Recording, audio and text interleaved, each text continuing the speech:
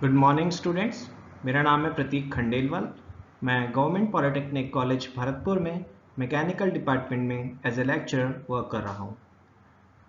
हम लोग आपके सब्जेक्ट ME 303 जो कि है thermal engineering and heat transfer के वीडियो लेक्चर सीरीज़ पे वर्क कर रहे थे, जिसके अंदर हम लोग आपके थर्ड चैप्टर जो कि है स्टीम कंडेंसर्स उस पर वर्क कर रहे थे,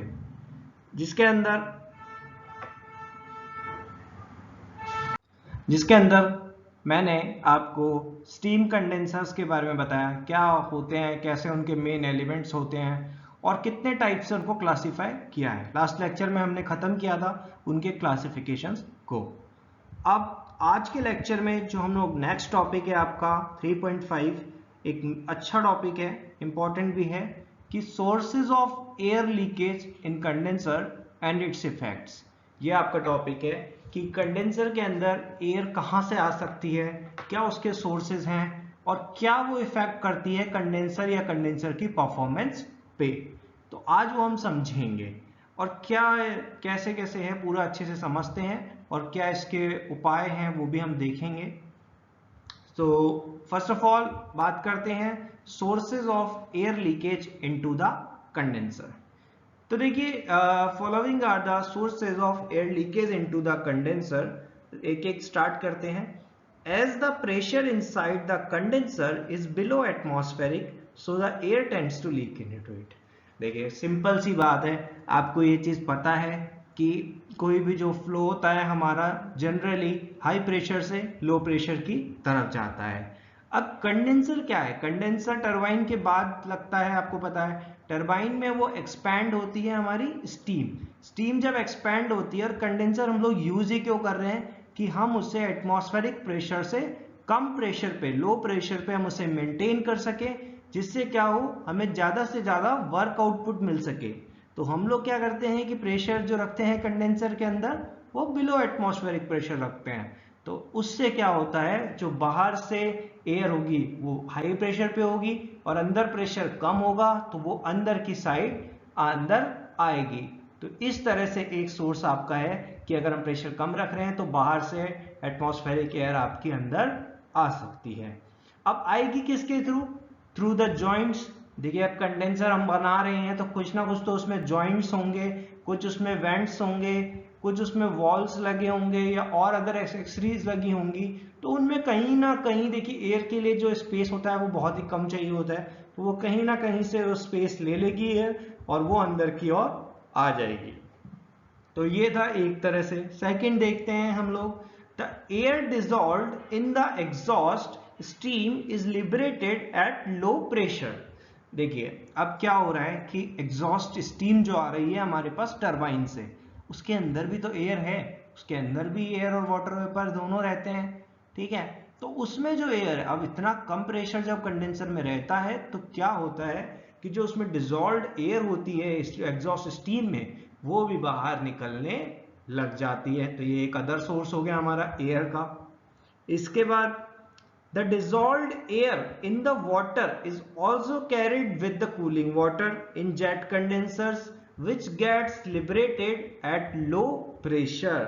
The quantity of air carried with the cooling water is about 0.005% of the cooling water. अब देखिए क्या है, सबसे पहली बात तो क्या है, वाटर, जो कूलिंग वाटर आ रहा था, जो हमारा सेकेंड फ्लूइड है इसके अंदर, जो हीट ट्रांस एक्सचेंज करता है किससे, हमारी एग्जॉस्ट स्टीम से, उसमें भी तो एयर की क्वांटिटी रहती है, बहुत कम रहती है लेकिन रहती तो है। तो वो भी वही चीज होगी कि इतने कम प्रेशर पे जो उसमें डिजॉल्व एयर होगी वो भी आपकी बाहर निकल जाएगी। लेकिन ये जो केस है ये केवल जेट कंडेंसर्स में आता है, ये सर्फेस कंडेंसर्स में नहीं आता है। क्यों? क्योंकि जेट कंडेंसर में क्या होता है, मिक्सिंग टाइप होते हैं, मैंने आपको बताया था। तो वहां पे क्या होता है कि वो ओपन में मिक्स करते हैं डायरेक्टली, तो वहां पे निकलने का वो खतरा है। लेकिन सरफेस कंडेंसर्स में क्या होता है कि हम लोग ट्यूब्स के अंदर वाटर को फ्लो कराते हैं, तो जो ट्यूब्स के अंदर रहेगा तो वहां पे अगर एयर निकलती भी है तो वो ट्यूब्स के अंदर ही अपने रहेगी और वो बाहर कोई इफेक्ट उसका इतना नहीं आएगा। और जो क्वांटिटी की बात कर रहे हैं हम लोग, quantity of air carried with cooling water वो कितनी होती है 0.005% ऑफ द कूलिंग वाटर। ये मैंने बताया था आपको बहुत कम होगी, तो कितनी है 0.005%। आप समझ सकते हैं कितना कम है, लेकिन फिर भी है तो सही एयर। तो ये है, तो ये हमारे जो मेन सोर्सेस थे एयर के, कहाँ से एयर लीक करके अंदर आ रही है कंडेंसर के अंदर, वो ये सोर्सेस थे। तो एक डेटा और है हमारे पास, हम देख लेते हैं। In a properly maintained surface condenser for a steam turbine plant the amount of air leakage is about 5 kg पर 10,000 kg ऑफ स्टीम कंडेंस। तो देखिए एक प्रॉपरली जो मेंटेन्ड स्टीम कंडेंसर प्लांट है उसकी ये बता रहा है आपको कि कितना 5 kg पर 10,000 kg एयर लीकेज उसमें रहता ही है, इतना तो रहता ही है। जबकि एक स्टीम इंजन की अगर हम बात करें, स्टीम इंजन प्लांट की, तो वहां पे जो एयर लीकेज रहेगा वो आपका रहता है 15 kg पर 10,000 kg ऑफ स्टीम। तो वो बहुत ज्यादा है, इसका 3 टाइम्स है वो। तो इसीलिए टरबाइन ज्यादा एफिशिएंट भी होते हैं हमारे। तो इस तरह से देखा आपने कि कौन कौन से सोर्सेज हैं एयर लीकेज के। अब हम बात करेंगे कि अब एयर आ रही है उससे हमें दिक्कत क्या हो रही है, क्या प्रॉब्लम है, क्यों हम इसको ऐसे बोल रहे हैं कि ये बेकार है। तो वो हम लोग इसके इफेक्ट्स में अच्छे से डिस्कस करते हैं। तो नेक्स्ट स्लाइड पे आते हैं students, effects of air on the performance of condenser. So देखिए, the presence of air in the condenser affects its performance in the following ways. एक एक करके डिस्कस करते हैं क्या इफेक्ट डल रही है वो। फर्स्ट इसकी बात करते हैं। देखिए, it increases the condenser pressure और back pressure of the turbine and reduces the work output.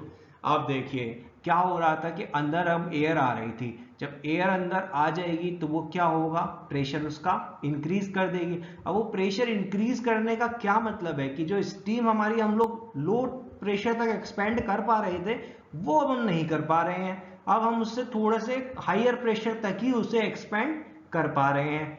और जब हमने बताया आपको स्टीम पावर प्लांट में कि जितना एक्सपेंशन रेशियो ज्यादा होगा, जितना वो एक्सपेंड ज्यादा होगी स्टीम, उतना ही ज्यादा हमें क्या मिलेगा, वर्क आउटपुट। और वर्क आउटपुट हमारा यहाँ पे उसकी वजह से डिक्रीज हो जाएगा। तो ये पहला इफेक्ट है और बहुत ही इंपॉर्टेंट इफेक्ट है, बिकॉज हमारा जो मेन पर्पज है वो क्या है, वर्क आउटपुट, और वही हमारा रिड्यूस हो रहा है। सेकंड देखते हैं, due to the lower thermal conductivity of air, the rate of heat transfer also lowers. Thus the surface area of the condenser tubes is to be increased for a condenser duty. अब देखिए ये भी एक important चीज है कि आप ये जानते हैं, हमने सबसे पहले जो कंडक्शन चैप्टर पढ़ा तो उसमें हमने देखा थर्मल कंडक्टिविटी एक प्रॉपर्टी होती है। उस प्रॉपर्टी के बारे में हमने देखा था कि सॉलिड्स, लिक्विड्स और एयर फ्लूइड्स में कैसी होती है वो, गैसेस में। तो आपको ये बताया था मैंने, एयर की जो थर्मल कंडक्टिविटी होती है वो बहुत ही कम होती है, बहुत ही कम। तो उसके चक्कर में क्या होता है, अगर जो आपका रेट ऑफ हीट ट्रांसफर है, यहाँ पे हो क्या रहा था, हीट एक्सचेंजर कंडेंसर जो था उसमें आपकी जो स्टीम और कूलिंग वाटर है वो आपस में हीट एक्सचेंज कर रहे थे। तो जो रेट ऑफ हीट ट्रांसफर था वो यहाँ पे चल रहा था, उसका इफेक्ट करेगी कौन, एयर। अब जब एयर आ गई है तो हीट को क्या होगा, एयर के थ्रू भी पास होके जाना पड़ेगा। लेकिन हीट जब एयर से पास होगी तो उसकी थर्मल कंडक्टिविटी कम होने की वजह से उसका जो रेट ऑफ हीट ट्रांसफर होगा वो आपका डिक्रीज हो जाएगा। और rate of heat transfer decrease होने का क्या मतलब है कि हमारा कंडेंसेशन प्रोसेस बहुत लंबा हो जाएगा, या फिर अच्छे से वो कंडेंस हमारी स्टीम नहीं हो पाएगी। और अगर हमें उतना ही करना है तो हमें क्या करना पड़ेगा, सरफेस एरिया ऑफ कंडेंसर हमें बढ़ाना पड़ेगा, ज्यादा से ज्यादा सरफेस एरिया बढ़ाना पड़ेगा। उससे हमारा वो स्ट्रक्चर भी बल्की होगा और हमारी कॉस्टिंग भी ज्यादा आएगी। तो ये इसके इफेक्ट हैं, इससे हमारा ये प्रॉब्लम आएगा। अब the presence of air decreases the partial pressure of steam, so at low pressure the steam has more latent heat. अब देखिए एक ये भी एक है कि एयर की प्रेजेंस से क्या होता है, partial pressure of steam decrease हो जाता है, और लो प्रेशर पे क्या होता है, स्टीम आपकी मोर लेटेंट हीट रखती है, ज्यादा लेटेंट हीट ऑब्जॉर्व करती है या रहती है उसमें। अब लेटेंट हीट ज्यादा होगी तो उसको रिमूव करने के लिए जो हम लोग कर रहे थे कि कंडेंस करना है उसको, तो उसके लिए क्या होगा, जो कूलिंग वाटर सप्लाई कर रहे थे वो भी तो ज्यादा करना पड़ेगा। तो अब जितना ज्यादा कूलिंग वाटर सप्लाई करना पड़ेगा उतनी ज्यादा हमें उसकी पंप कूलिंग पॉइंट देखना पड़ेगा, और उससे ज्यादा हमें फिर कॉस्टिंग भी उसकी बढ़ेगी। पंप जो कूलिंग वाटर को सप्लाई कर रहा है वो भी एनर्जी ज्यादा लेगा। तो इस तरह से ये भी इसके एक डिसएडवांटेज है। और आगे देखते हैं किस तरह के इफेक्ट्स हैं इसके। The air presence causes reduction in the rate of condensation. देखिए बताया था मैंने आपको, rate of condensation of steam because the extraction of heat bye circulating water is partly from steam and partly from the air. देखिए ये भी एक important है। रेट ऑफ, हमने हीट ट्रांसफर तो बताई आपको, लेकिन अभी क्या है कि रेट ऑफ कंडेंसेशन जो बात हो रही थी जो स्टीम की, वो भी यहाँ पे रिड्यूस हो रही है। क्यों? क्योंकि सर्कुलेटिंग वाटर जो है वो हीट ले रहा है। अब उसे क्या हो रहा है कि पहले तो वो स्टीम में से हीट ले रहा था, अब उसे स्टीम में से भी हीट लेनी पड़ेगी, एयर में से भी हीट लेनी पड़ेगी। तो ये यहाँ पे जो उसका रेट ऑफ कंडेंसेशन होगा वो डिक्रीज हो जाएगा, और इससे भी हमें बहुत डिसएडवांटेज इसमें मिल सकते हैं। नेक्स्ट देखते हैं, an air extraction pump is required to maintain vacuum in the condenser. ये आपको बताया था मैंने, एयर एक्सट्रैक्शन पंप हम यूज करते हैं उस एयर को रिमूव करने के लिए, वैक्यूम क्रिएट करने के लिए कंडेंसर के अंदर। In spite of shielding some quantity of steam escapes with the air. अब देखिए क्या होता है कि अब जब वो एयर एक्सट्रैक्शन पंप एयर को वो खींचेगा तो उसके साथ ही क्या होता है, हम लोग कितना ही बचा लें लेकिन जो स्टीम भी होती है वो भी वहां से उसके साथ चली जाती है बाहर।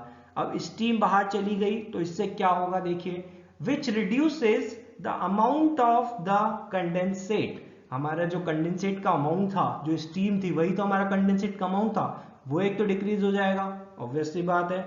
Moreover the condensate gets undercooled. ये भी एक इंपॉर्टेंट है। क्या है कि जो कंडेंसेट अब बाकी बचा, हमने कूलिंग वाटर तो उतना ही सप्लाई किया, तो अब वो क्या हो जाएगा, अंडर कूल्ड हो जाएगा, ज्यादा कूलिंग उसकी हो जाएगी। अब ज्यादा कूलिंग अगर उसकी हो गई सो क्या होगा, so more heat is to be supplied to the feed water in the boiler. अब जब वो कंडेंसेट कहाँ जाएगा, आगे फीड वाटर बन के बॉयलर में जाएगा, तो वहां बॉयलर में क्या होगा, हमें ज्यादा हीट इसकी प्रोवाइड करनी पड़ेगी। अब ज्यादा हीट प्रोवाइड करेंगे तो उससे भी हमारी एफिशिएंसी डिक्रीज होगी। एक लास्ट जो इसका डिसएडवांटेज है वो हम देख लेते हैं। Air present in the condenser increases the corrosive action.